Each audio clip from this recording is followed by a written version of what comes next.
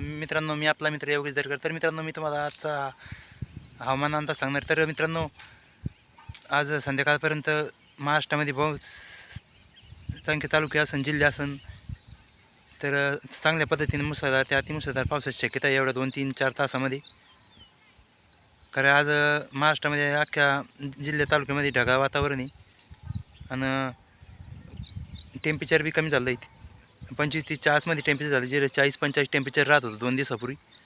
तर आज 23 तारीख आहे, 23 जून 2026.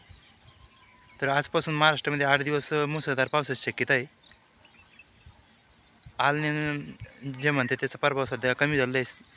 पावसाचं वातावरण पोषक स्थिती अशी निर्माण झाली आहे. काल इकडं वैजापूर तालुक्यामध्ये चांगला मुसळधार ढगफुटी दृश्य पाऊस झाला.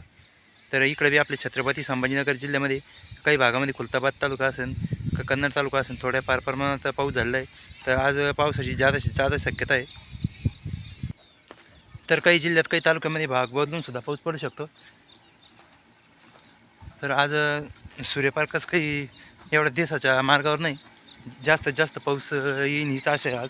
कारण की शेतकऱ्याच्या पेरण्या रखडलेल्या आहे पावसा वाचून. शेतकऱ्याचं आबाद भरून आलं तरी शेतकऱ्याचं मन भरून येतं. कारण की 1 महिन्यापासून पावसानं तडी मारलेली आहे. जो धोंड्याचं 3रं वर्ष याच्यामध्ये मागच्या धोंड्यापेक्षा कमी प्रमाणात पाऊस आला. तर आता इथून पुढे चांगल्या पावसाची शक्यता आहे आणि शेतकऱ्याच्या पेरण्या लवकरात लवकर व्हावं अशी आशा आहे.